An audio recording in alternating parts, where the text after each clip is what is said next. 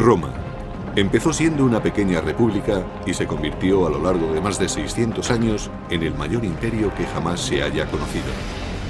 En su apogeo llegó a extenderse desde Londres hasta Bagdad, gracias al que fue el primer ejército profesional. De esta forma, se convirtió en el modelo de la civilización occidental. Sin embargo, cuando el imperio comenzó a tambalearse, se derrumbó a una velocidad vertiginosa. El poderío de Roma solo tardaría 100 años en desvanecerse como el humo, barrido por las invasiones de los bárbaros. ¿Cómo ocurrió algo así? El Imperio Romano, la primera guerra bárbara.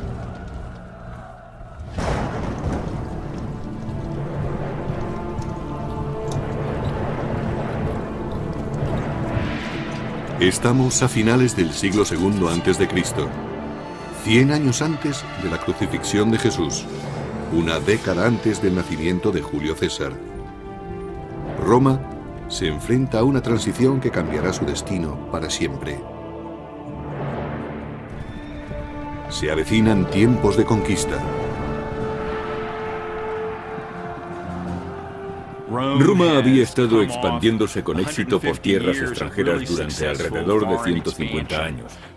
Había derrotado a Cartago en África, su gran enemigo mediterráneo, y empezaba a extenderse por el norte hasta España, aunque estas conquistas resultaron difíciles de mantener. Pero mientras Roma conquistaba un lugar en el mundo mediante brutales campañas, la República se enfrentaba a un cataclismo que forzaría a los romanos a cambiar el sistema senatorial por la dictadura absoluta de un emperador.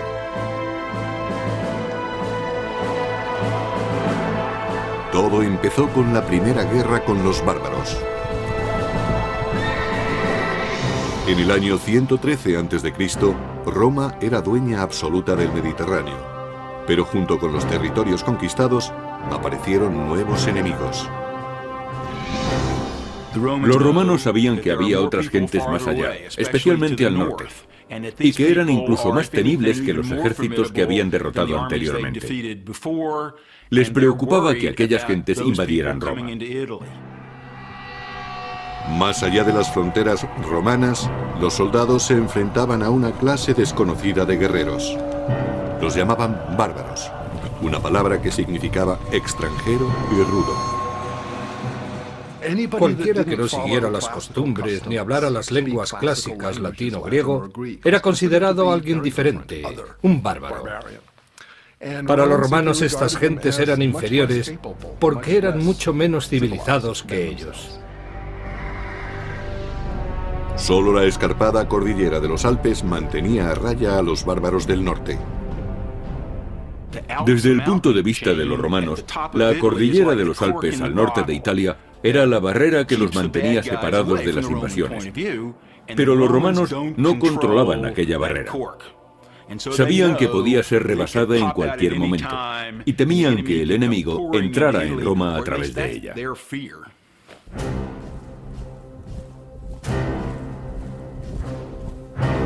El ejército de Roma hacía guardia contra la amenaza de los bárbaros. Este ejército era una milicia de voluntarios orgullosa de su disciplina, de su entrenamiento y de sus armas. Los soldados romanos de a pie llevaban armadura de metal y cuero, un casco y algo para proteger el pecho. En conjunto, la armadura pesaría entre 25 y 30 kilos, la mitad de su peso corporal. El peso de las conquistas de Roma descansaba sobre los hombros de guerreros endurecidos en combate. Pero en la capital, eran los miembros del gobierno los que recolectaban los beneficios. Roma todavía no era un imperio, sino una república dirigida por el Senado. En la cima política había 2 cónsules electos. Eran los cargos civiles y militares más altos y con mayor poder de Roma. Por encima de todo estaba la dirección del ejército. La seguridad nacional era lo primero. Pero debido a su alta posición, los cónsules ostentaban también un papel muy importante en la política y en la legislación. A pesar de que la República Romana se regía por ideales democráticos, los hombres no nacían iguales. A pesar de que los soldados ganaran numerosas batallas para Roma, jamás podrían aspirar a ser cónsules.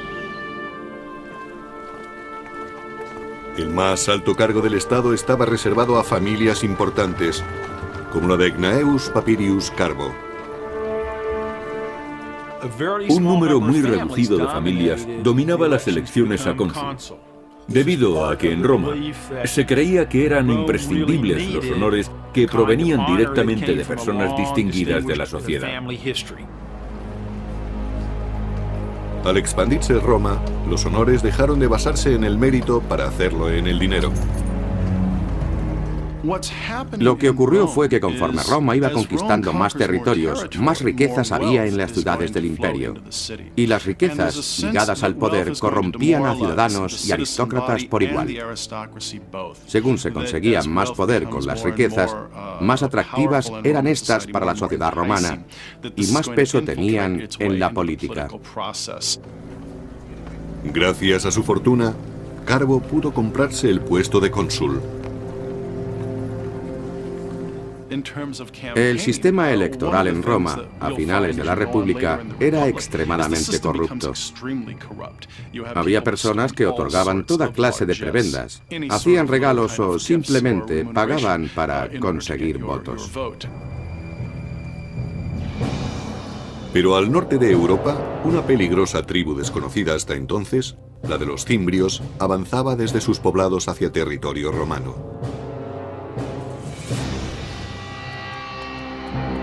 Sin ningún atisbo de civilización, los cimbrios infundían terror, según relata el antiguo historiador y biógrafo Plutarco. Se creía que eran tribus germánicas, debido a su gran estatura y al color azul claro de los ojos. Además, su nombre, cimbrios, es el término germánico para saqueadores. Conducidas por un gran líder, Boiorix, sus hordas dejaban un rastro de destrucción allá por donde pasaban. Eran gentes características de la Edad de Hierro. Todavía hoy no se sabe exactamente qué es lo que buscaban. Quizá quisieran apoderarse de provincias que se habían hecho ricas comerciando con Roma. Es posible que solo buscaran la fortuna de las tierras próximas al Mediterráneo. Los cimbrios no eran los únicos a los que atrajo la creciente riqueza de Roma. Más hacia el sur, otras dos tribus bárbaras se unieron a ellos, los teutones y los ambrones. Los ejércitos bárbaros combinados se dirigieron directamente a territorio romano a través de un paso alpino, solo guardado por los habitantes de Noricum o Nórica.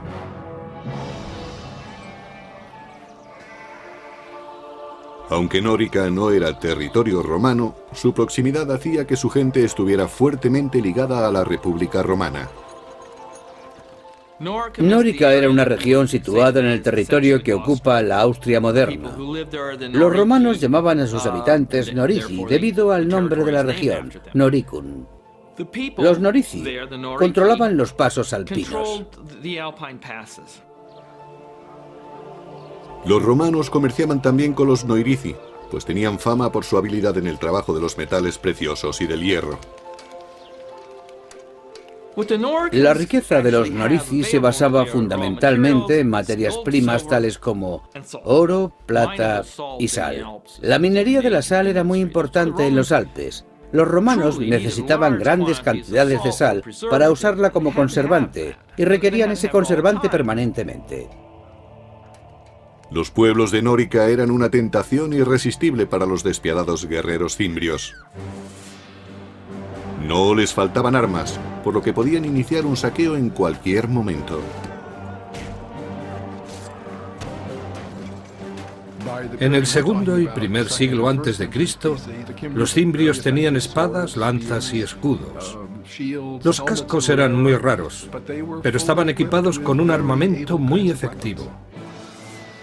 Pero los bárbaros ansiaban algo más que las riquezas de los habitantes de Nórica.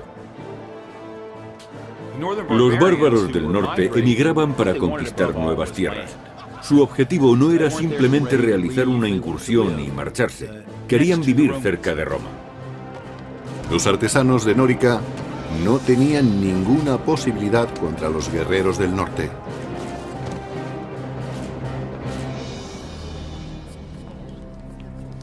Los Norici enviaron un emisario a sus aliados del Senado romano pidiendo ayuda contra los sanguinarios invasores cimbrios. Para ello se dirigieron al aristócrata Carbo, cuyas maniobras políticas habían dado finalmente sus frutos. Ahora ocupaba el puesto de cónsul, el hombre más prestigioso de toda Roma. Carbo ordenó a su ayudante que empezara los preparativos para la guerra.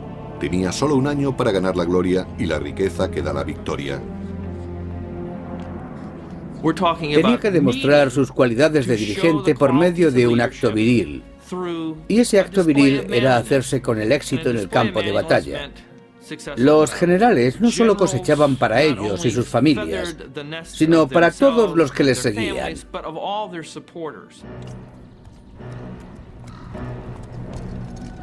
Carbo aceptó el reto y llevó sus tropas a Nórica. A pesar de su total inexperiencia en las artes de la guerra, estaba ansioso por demostrar que era algo más que un acaudalado senador. Llegó a Nórica apoyado por los soldados del ejército romano. Tras un siglo de victorias, estos soldados tenían plena confianza en sí mismos. Los cimbrios se defendieron diciendo que no sabían que no podían estar en aquel territorio y les mandaron embajadores.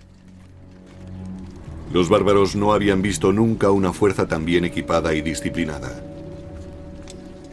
Su caudillo, Boirix, le dijo a Carbo que su gente solo quería regresar a su hogar pacíficamente, y Carbo estuvo de acuerdo en que se marcharan. Pero hay poca gloria en una tregua, y el general romano preparó un plan para conseguir la victoria que tanto necesitaba. Carbo simuló que iba a negociar, pero envió sus tropas por un atajo para atacar a los cimbrios antes de que regresaran los embajadores. Esperaba así conseguir el triunfo. Pero su plan fracasó. El cónsul romano Carbo consiguió engañar a los cimbrios, pero fue precisamente ese engaño lo que le trajo la desgracia. Algunos embajadores cimbrios lograron sobrevivir y denunciaron la traición de Roma al regresar a su campamento. Furiosos, los bárbaros juraron que no cejarían hasta cobrarse una sangrienta venganza.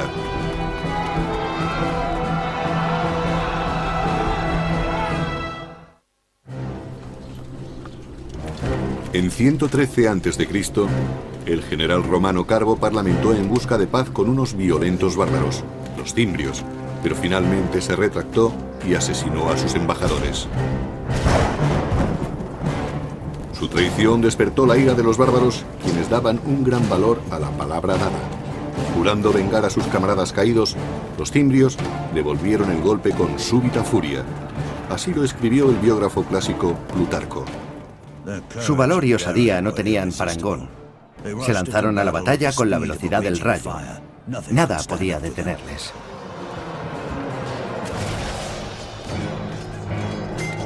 Conducidos por dos caudillos, Boirix de los cimbrios y Teutobocus de los teutones, los bárbaros avanzaron en oleadas incontenibles. Por la arqueología sabemos que disponían de buenas armas, tan buenas como las de los romanos. Hoy sabemos que estaban organizados militarmente, es decir, que la infantería estaba dirigida por oficiales, pero los romanos no se dieron cuenta de ello hasta que fue demasiado tarde. Carbo se encontró repentinamente desprovisto de las comodidades y privilegios de la vida política de Roma. Allí el lenguaje del poder era hablado con sangre y acero. Como cónsul magistrado jefe de la guerra, había fallado miserablemente. Debido a que el cargo de magistrado jefe de la guerra solo duraba un año, quien lo ocupaba solía ser un novato en el campo de batalla. Era frecuente que la dirección de la guerra estuviera en manos de ineptos y que ocasionalmente acabara en un desastre para Roma. La batalla de Nórica fue uno de esos desastres. Al final, los romanos evitaron ser masacrados gracias a una tormenta descomunal que descargó con fuerte aparato eléctrico truenos y lluvia.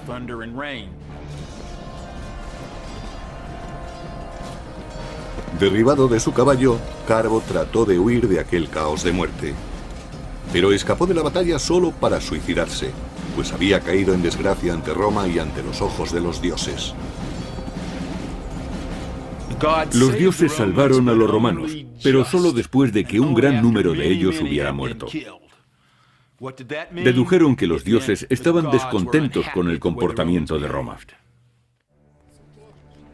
A pesar de lo ocurrido, los romanos siguieron creyendo que solo los aristócratas podían conducirlos a la victoria. Los romanos creían que lo antiguo era lo bueno y que lo nuevo era peligroso. Por eso los políticos y líderes preferían personas procedentes de una familia con un amplio historial.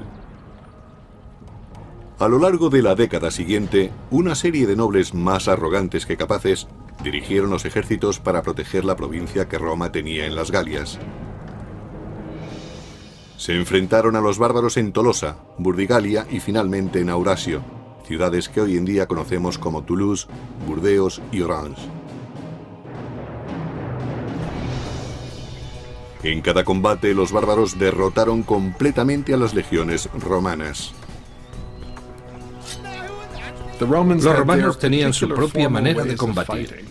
En la película Gladiator se muestra una representación perfecta de cuando Roma combatía. Preparaban durante horas el orden de combate y luego se lanzaban al ataque. En contraste, el contraataque de los bárbaros era impredecible y devastador para las filas romanas.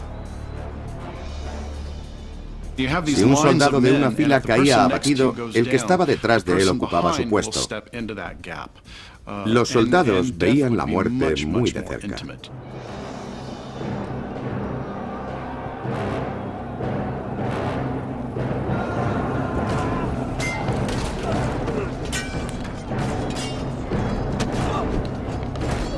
Los tributos de sangre fueron asombrosos. Solo en Aurasio fueron masacrados 80.000 romanos en una tarde. Cuando un ejército pierde cohesión, sus hombres pasan a ser peces en un estanque. Se les captura fácilmente desde cualquier esquina. Cuando cae un flanco, los vencedores matan a los enemigos uno a uno, sin correr ellos ningún riesgo. Lo que en principio era una batalla organizada pasa a ser una ejecución en masa.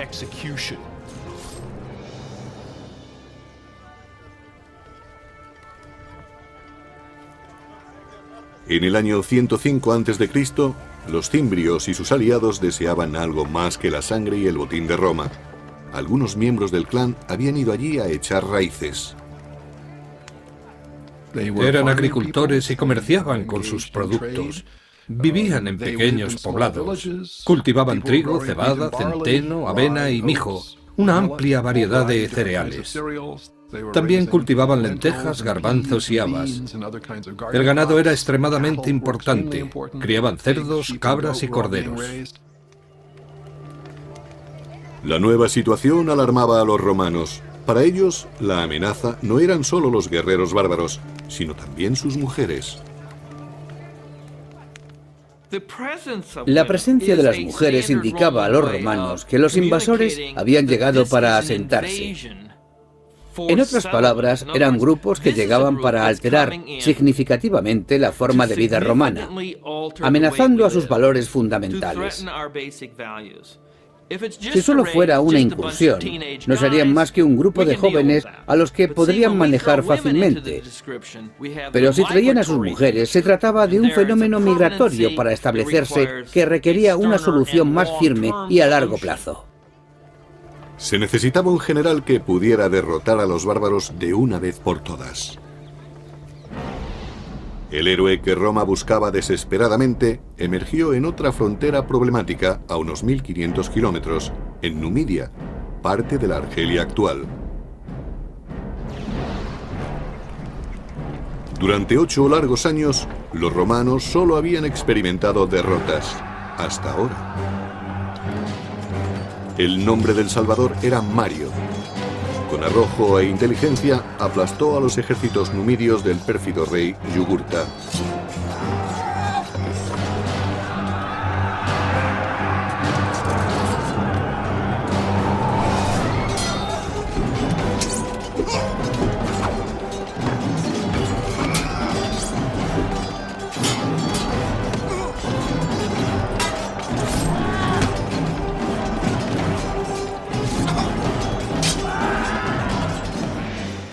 Roma necesitaba grandes soldados, y Mario era el mejor que había tenido. Era un gran jefe, sabía elegir el momento y lugar adecuados para presentar combate y cómo ganarse la lealtad y el afecto de sus soldados. Cavaba trincheras junto a ellos.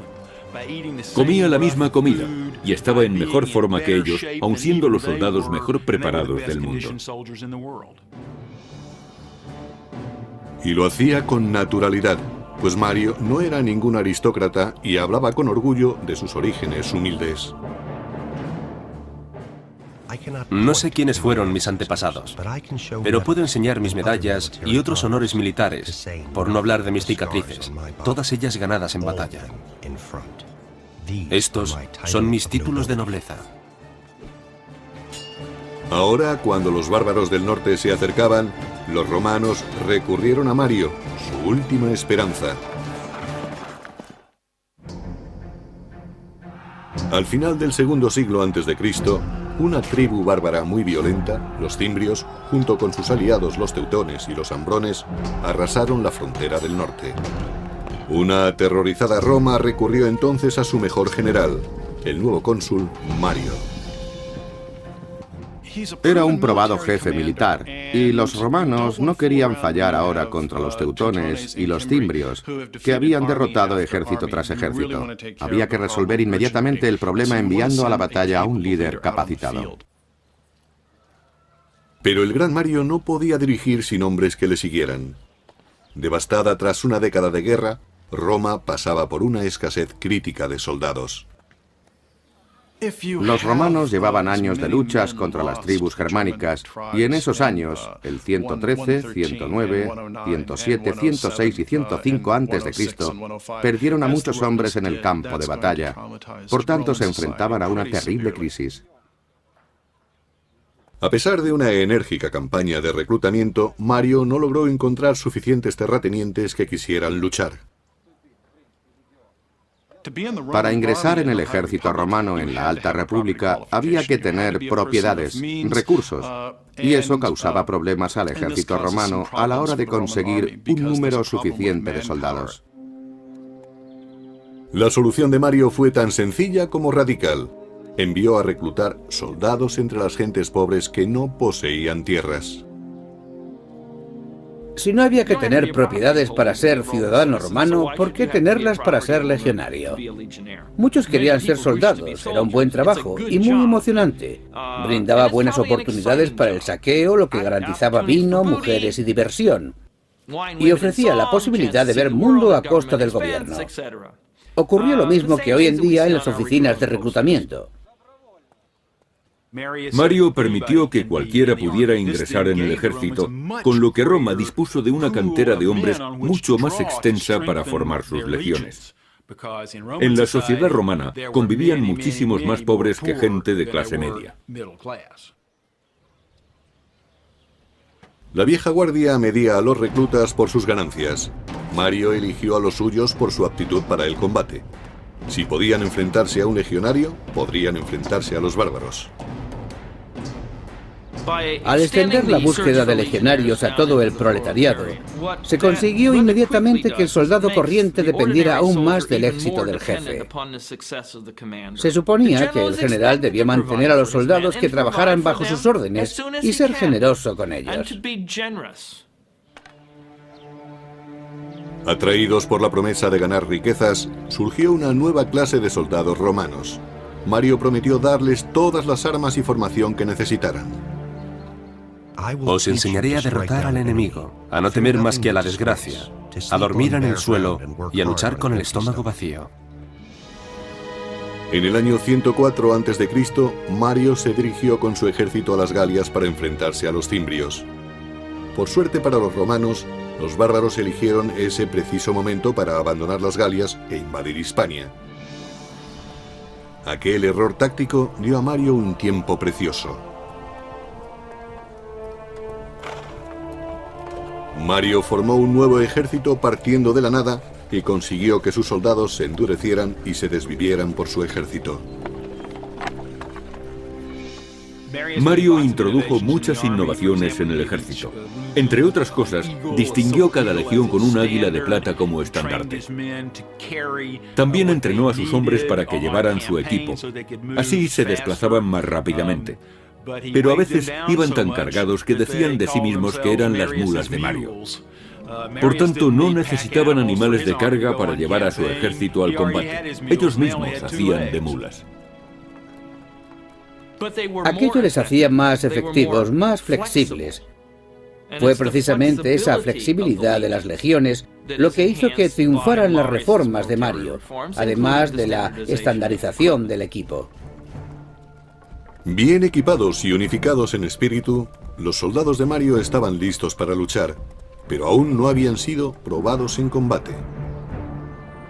Pasaron 2 años sin que aparecieran los bárbaros, pero seguían inspirando temor. Los romanos ignoraron los antiguos límites del mandato consular y reeligieron cónsul a Mario como magistrado jefe de la guerra. Para resolver parte del problema de la amenaza del norte, le dieron a Mario un mando extraordinario en los años 104, 103, 102, 101 y 100 para que siguiera siendo cónsul. Lo reeligieron una vez tras otra. Finalmente, la amenaza fantasma se hizo real en el año 102 a.C. Los cimbrios, teutones y ambrones partieron del norte y del oeste en dirección hacia Roma. Mario construyó una fortaleza cerca de Aurasio y envió otro destacamento para proteger Nórica. Sobre todo, debían proteger los accesos alpinos a Roma. Al cabo de unas semanas, la mitad de la horda de teutones y ambrones rodeaban el fuerte de Mario. Una visión terrible, según Plutarco. Sus tropas parecían infinitas. Su visión era espantosa. Su forma de hablar y sus gritos no se parecían a nada que hubieran oído antes. Sin embargo, Mario obligó a sus soldados a fijarse en ellos y a aprender. Mario era un militar brillante. Conocía la vida, la forma de pensar y la psicología de los soldados. Mario hizo que la República Romana confiara en que podían derrotar a los bárbaros más fieros del mundo. La fortaleza se mantuvo, y aunque los teutones y los ambrones no pudieron pasar, una fuerza de 150.000 hombres se dirigió hacia el sur en busca de otro paso entre los montes. Los romanos le siguieron a la distancia, sin prisas, esperando el momento y el lugar oportuno. Mario eligió el campo de batalla perfecto desde donde lanzaría el poderío de su poco convencional ejército.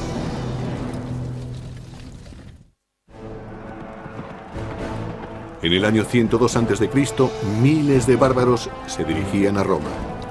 El gran general romano Mario persiguió a los teutones y ambrones mientras trataban de encontrar un paso entre los Alpes.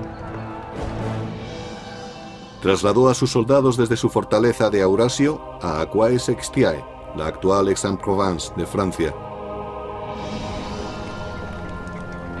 Allí, Mario ordenó a sus hombres que acamparan, tras elegir cuidadosamente su posición. El campamento romano era una pieza singular de su maquinaria militar. Preferentemente debía estar situado en un alto para observar las maniobras del enemigo. Tenía forma de cuadrícula y estaba rodeado de un foso profundo con un terraplén que conducía directamente a él, conocido como Ager. Todos tenían una misión que cumplir. Solían tener una característica adicional que este campamento particular no poseía. De acuerdo con Plutarco, Mario eligió una posición que no estaba bien abastecida de agua. Se dice que lo hizo deliberadamente para animar a sus soldados a la lucha. Cuando se quejaban de que tenían sed, Mario les señalaba un río cercano al campamento bárbaro y les decía: allí tenéis agua para beber, pero hay que pagarla con sangre. A las orillas del Ródano, asentados en dos grandes campamentos, los ambrones y los teutones tenían toda el agua que querían para beber. Convencidos de que los romanos no eran problema para ellos, los ambrones se entregaron a los festejos. Los romanos, especialmente los soldados corrientes, tenían miedo a los bárbaros que estaban más al norte, los de climas más fríos. Los climas extremos endurecían a los hombres. Eran mucho más grandes que los romanos, gritaban más que ellos y desde el punto de vista romano olían muy fuerte. No porque no se bañaran, que probablemente lo hacían más que los romanos, sino porque se rociaban con grasa de oso. Los romanos utilizaban aceite de oliva. Los bárbaros no sospecharon del peligro que se escondía en el bosque. Un pequeño contingente de soldados enviados por Mario les acechaba. Los soldados romanos tenían miedo. Eran realistas. Sabían que se enfrentaban de cerca a la muerte. Ellos, al igual que sus enemigos, no mataban a distancia.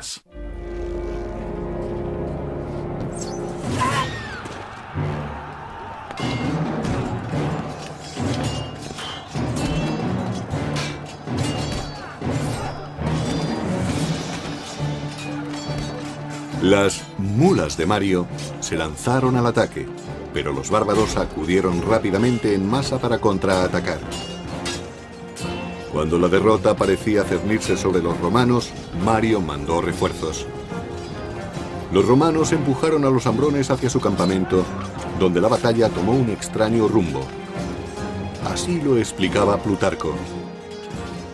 Aparecieron mujeres armadas con espadas y hachas, profiriendo los gritos más horribles. Se lanzaron al combate, y aunque sus cuerpos resultaran acuchillados, seguían luchando hasta el final con un espíritu inquebrantable. Las mujeres bárbaras siempre iban al campo de batalla. Algunas veces, en vez de luchar, empujaban los carros detrás de los hombres. Para impedir que se retiraran, los bloqueaban. Las mujeres tenían tal sentido del honor y de la libertad que creían que era mejor morir luchando que escapar.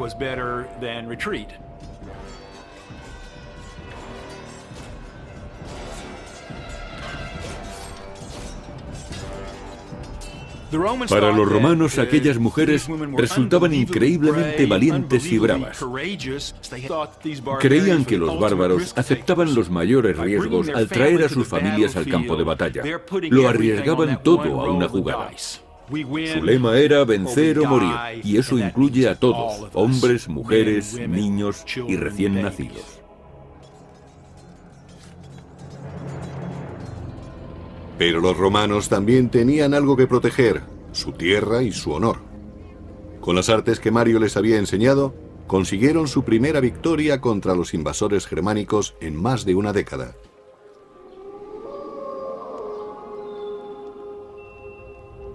En su campamento, Mario se preparaba para el ataque de represalia que sin duda lanzaría Teutobochus, rey de los teutones. En Aquae Sextiae se enfrentó a una situación táctica realmente difícil. Como de costumbre, el enemigo era muy superior a los romanos. Pero Mario supo elegir el momento y el lugar adecuados. Por eso escogió el terreno con sumo cuidado. Mario dispuso una trampa con Claudio Marcelo, un capitán de su confianza. Marcelo y otros 3000 hombres entraron en los bosques por detrás del campamento teutón y se mantuvieron allí escondidos hasta que empezó el combate. Según Plutarco, los bárbaros cargaron colina arriba contra el campamento romano tal y como había previsto Mario, y allí se encontraron con una muralla de espadas. El mismo Mario peleó en primera fila, poniendo en práctica las órdenes que daba a sus soldados. Estaba tan bien entrenado como el que más, pero su osadía sobrepasaba a la de cualquiera. Esta batalla era la prueba de fuego para las tácticas de Mario. Había conseguido que sus soldados fueran lo suficientemente fuertes para permanecer en pie con toda su armadura y seguir en su puesto manteniendo la disciplina, incluso cuando el enemigo atacaba con fiereza. A continuación, se lanzaban contra ellos con sus espadas a modo de cuña móvil que caía de la colina despedazando las tropas enemigas. Cuando Mario y sus hombres forzaron a retirarse a los bárbaros, Marcelo y sus cohortes salieron del bosque. Peleando juntos hicieron que se desvaneciera cualquier esperanza de retirada del rey Teutobokus y sus guerreros. El número de bajas era incalculable. Los romanos masacraron más de 100.000 teutones. El resto pasaron a ser esclavos, botín de guerra que haría ricos a las mulas de Mario y a sus ayudantes. Se preocupaba no solo de sus soldados, sino también era muy generoso con los romanos de todas las clases sociales. Mario, al monopolizar el poder desde las alturas, se convirtió en un ejemplo a seguir, incluso para la clase senatorial. Animados por la fiebre bárbara, los romanos eligieron de nuevo a Mario para el puesto más importante de Roma. Sería cónsul durante un quinto periodo, algo que no tenía precedentes. Tenían tanto miedo de que los bárbaros cruzaran los pasos de los Alpes no controlados por los romanos y que destruyeran y saquearan Roma, que la política fue dejada a un lado. Pero Roma no estaba a salvo aún. Mario había derrotado solo la mitad de las hordas bárbaras. Los cimbrios, los más temibles, todavía acampaban por su cuenta. Mientras Mario estaba en Roma, los cimbrios rebasaron las fortificaciones en Nórica. El enemigo había traspasado al fin las fronteras de Roma y cabalgaba por la llanura del Po. Pero solo un hombre tenía el valor y la inteligencia necesarias para resolver esta nueva crisis, el cónsul Mario. En el año 102 a.C., las mulas de Mario masacraron la violenta tribu de los teutones en el sur de las Galias, destruyendo la mitad de la fuerza bárbara. Pero entonces la tribu de los cimbrios cruzó los Alpes austriacos. Desde Roma, Mario se dirigió rápidamente a la llanura del Po, jurando eliminar a los bárbaros para siempre. Cuando Mario llegó al campamento romano, los cimbrios mandaron un mensajero. No querían atacarles, sino presentar una demanda. Los cimbrios dijeron a Mario que no querían pelea. Estaban allí porque deseaban tierras, como las que había recibido su tribu vecina al otro lado de los montes de Francia. Al parecer, los cimbrios no sabían nada de la derrota de sus camaradas teutones. Entonces Mario, con una sonrisa sarcástica, les dijo: no tenéis que preocuparos. Vuestros hermanos ya tienen sus tierras, y estamos deseosos de daros las mismas tierras a vosotros. Con eso quería decir que les darían una fosa. Incrédulos, los cimbrios pidieron pruebas. Así lo explicaba Plutarco. Mario, fingiendo solemnidad, les dijo: vuestro amigo está aquí, no os vayáis sin saludarlo. Y ordenó que Teutobokus, rey de los teutones, fuese llevado ante él cargado de cadenas. Mario no firmó ningún tratado con los cimbrios y su enviado se marchó jurando vengar a su aliado vencido. A pesar de la reciente victoria de Mario contra los bárbaros, los romanos seguían en franca inferioridad numérica frente a los guerreros del norte.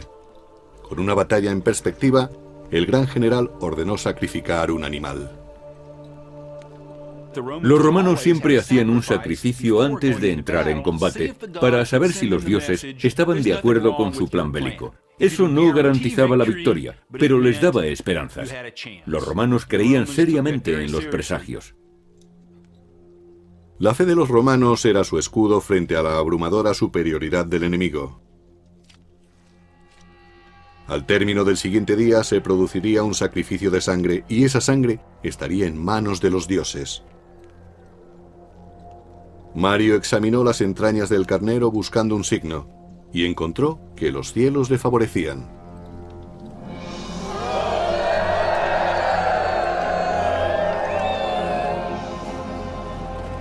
En el año 101 a.C., toda Roma sufría mientras los dos enemigos mortales se enfrentaban en la aldea de Vercelli, en la moderna Italia.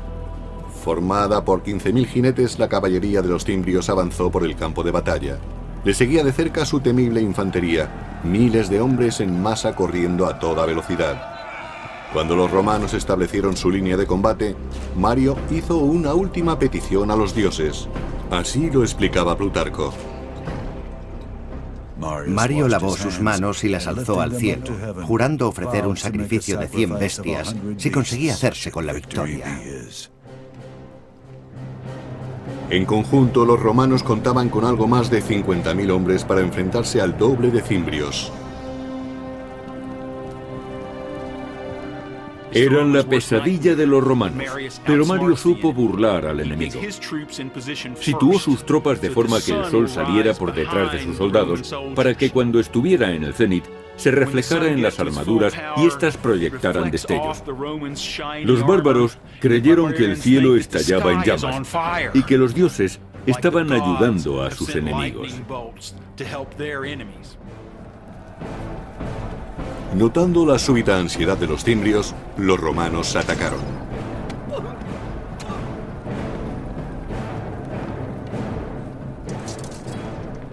Los romanos tenían honderos y arqueros, pero la infantería era su principal fuerza de combate. Eran hombres que no flaqueaban ni al ver la sangre ni al escuchar los gemidos de los que morían. No podían saber a quién tenían detrás o a su lado porque llevaban casco. Apenas si podían ver lo que tenían por delante. Necesitaban un valor y una voluntad extraordinarios para sobreponerse al miedo. En Vercelli, los romanos mataron a 120.000 cimbrios y, lo que es más importante, acabaron con los temores que habían amenazado a Roma durante 13 años.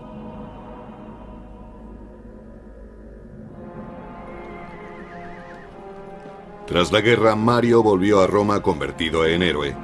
La multitud lo ensalzó como salvador de la República. A pesar de la vieja ley que no permitía ser cónsul 2 veces consecutivas, fue aclamado nuevamente para el puesto. Al hacerse de nuevo con el poder para el pueblo, Mario se acercaba cada vez más al concepto de jefe absoluto, el emperador. Y eso era exactamente lo que la aristocracia tenía. Desaparecido el peligro de los bárbaros, muchos nobles se declararon abiertamente hostiles a Mario. Para permanecer en el poder, Mario tenía que buscar apoyos, y para ello acudió a políticos corruptos, partidarios del soborno y el asesinato. Desgraciadamente, Mario no supo elegir bien a sus aliados. En el terreno político, Mario no era decisivo, ni tenía la perspicacia que había tenido en combate con las lanzas y las espadas. Celoso de otros potenciales líderes militares, Mario ordenó asesinar a muchos de sus rivales. Bajo el mandato de Mario, la violencia se impuso al debate a la hora de dilucidar diferencias políticas. El general había salvado a Roma, solo para recortar el poder de la República. Sin embargo, Mario nunca perdió el afecto popular. En el año 86 a.C., poco antes de su muerte, le volvieron a elegir para un extraordinario 7º mandato consular. Dejó un legado de poder en manos de los militares y un legado de apoyo popular para el hombre que ostentara ese poder. Supuso un punto de inflexión que cambiaría el equilibrio de poder. En lugar de controlar el sistema consular entre varias familias, lo haría un único jefe militar. A partir de ese momento, el poder del dinero y el respaldo popular serían usados tanto como apoyo como para amenazar a los enemigos políticos. Y eso, al final, acabó convirtiéndose en un problema para la gobernabilidad de Roma. Cuando el imperio comenzaba a deslizarse lentamente hacia la dictadura, Roma entraría en un periodo de injusticia política y en una guerra de la que jamás se libraría.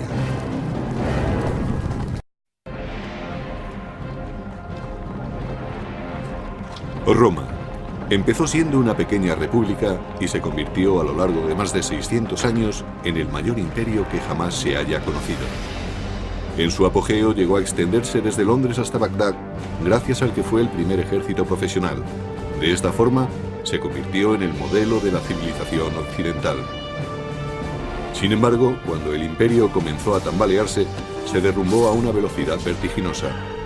El poderío de Roma solo tardaría 100 años en desvanecerse como el humo, barrido por las invasiones de los bárbaros. ¿Cómo ocurrió algo así? El Imperio Romano, la primera guerra bárbara.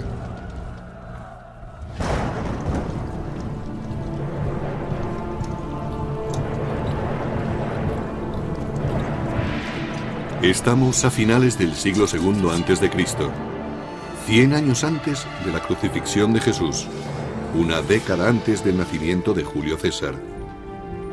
Roma se enfrenta a una transición que cambiará su destino para siempre. Se avecinan tiempos de conquista. Roma había estado expandiéndose con éxito por tierras extranjeras durante alrededor de 150 años. Había derrotado a Cartago en África, su gran enemigo mediterráneo, y empezaba a extenderse por el norte hasta España, aunque estas conquistas resultaron difíciles de mantener.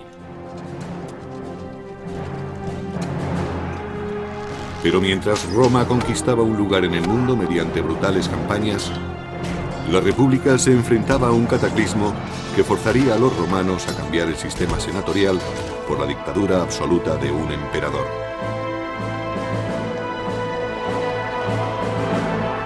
Todo empezó con la primera guerra con los bárbaros. En el año 113 a.C., Roma era dueña absoluta del Mediterráneo, pero junto con los territorios conquistados aparecieron nuevos enemigos. Los romanos sabían que había otras gentes más allá, especialmente al norte, y que eran incluso más temibles que los ejércitos que habían derrotado anteriormente. Les preocupaba que aquellas gentes invadieran Roma. Más allá de las fronteras romanas, los soldados se enfrentaban a una clase desconocida de guerreros. Los llamaban bárbaros, una palabra que significaba extranjero y rudo. Cualquiera que no siguiera las costumbres ni hablara las lenguas clásicas latino o griego era considerado alguien diferente, un bárbaro. Para los romanos estas gentes eran inferiores porque eran mucho menos civilizados que ellos. Solo la escarpada cordillera de los Alpes mantenía a raya a los bárbaros del norte. Desde el punto de vista de los romanos, la cordillera de los Alpes al norte de Italia era la barrera que los mantenía separados de las invasiones. Pero los romanos no controlaban aquella barrera. Sabían que podía ser rebasada en cualquier momento y temían que el enemigo entrara en Roma a través de ella.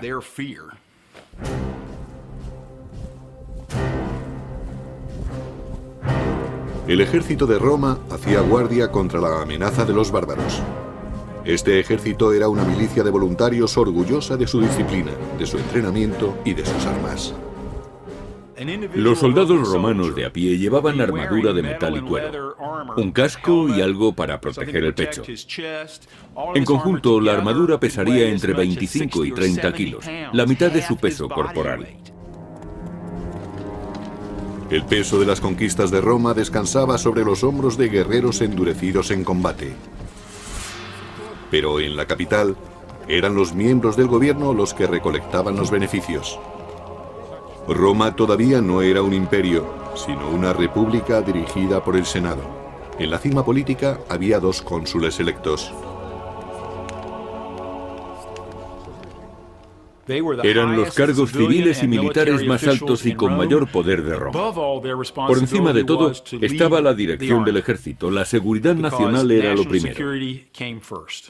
Pero debido a su alta posición, los cónsules ostentaban también un papel muy importante en la política y en la legislación.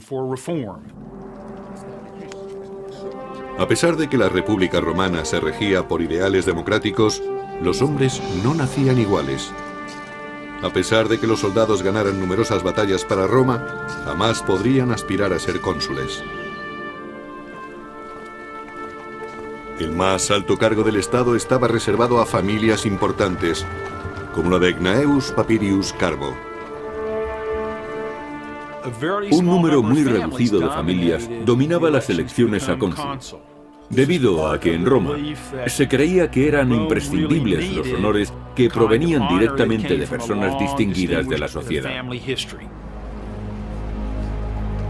Al expandirse Roma, los honores dejaron de basarse en el mérito para hacerlo en el dinero. Lo que ocurrió fue que conforme Roma iba conquistando más territorios, más riquezas había en las ciudades del imperio. Y las riquezas, ligadas al poder, corrompían a ciudadanos y aristócratas por igual. Según se conseguía más poder con las riquezas, más atractivas eran estas para la sociedad romana y más peso tenían en la política. Gracias a su fortuna, Carbo pudo comprarse el puesto de cónsul. El sistema electoral en Roma, a finales de la República, era extremadamente corrupto. Había personas que otorgaban toda clase de prebendas, hacían regalos o simplemente pagaban para conseguir votos. Pero al norte de Europa, una peligrosa tribu desconocida hasta entonces, la de los cimbrios, avanzaba desde sus poblados hacia territorio romano. Sin ningún atisbo de civilización, los cimbrios infundían terror, según relata el antiguo historiador y biógrafo Plutarco. Se creía que eran tribus germánicas, debido a su gran estatura y al color azul claro de los ojos. Además, su nombre, cimbrios, es el término germánico para saqueadores.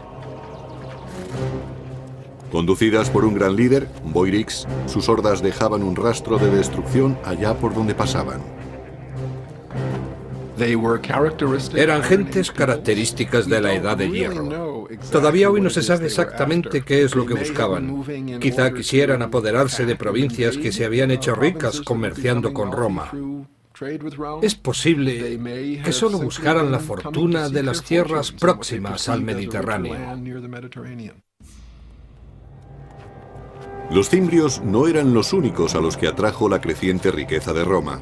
Más hacia el sur, otras dos tribus bárbaras se unieron a ellos, los teutones y los ambrones. Los ejércitos bárbaros combinados se dirigieron directamente a territorio romano a través de un paso alpino, solo guardado por los habitantes de Noricum o Nórica.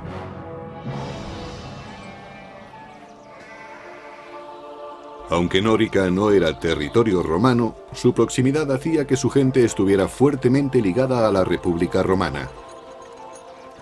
Nórica era una región situada en el territorio que